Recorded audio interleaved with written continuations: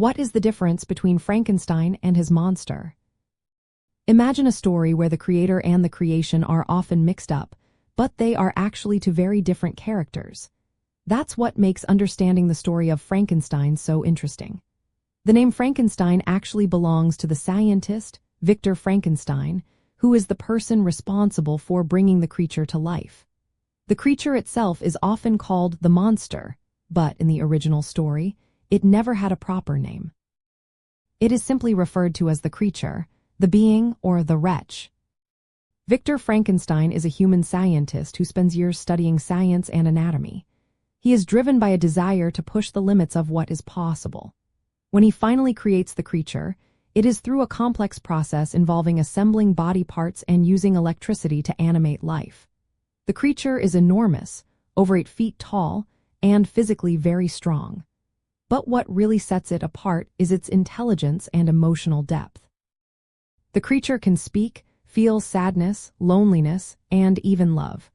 It is not a mindless monster but a being capable of deep feelings and complex thoughts. The key difference is that Victor Frankenstein is the creator, the human who makes the creature. He is responsible for its existence and bears the moral responsibility for what happens afterward. The creature, on the other hand, is the result of Victor's scientific experiment. It is often misunderstood because of its appearance and the way society treats it.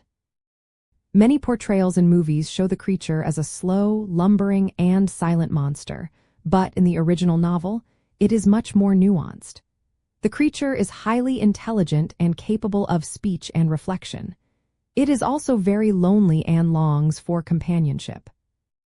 In horror movies, the line between creator and creature often gets blurred.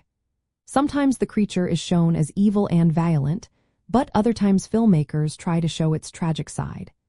They highlight how society and rejection can turn a misunderstood being into a villain. The story of Frankenstein is really about responsibility, the consequences of playing God, and how society treats those who are different.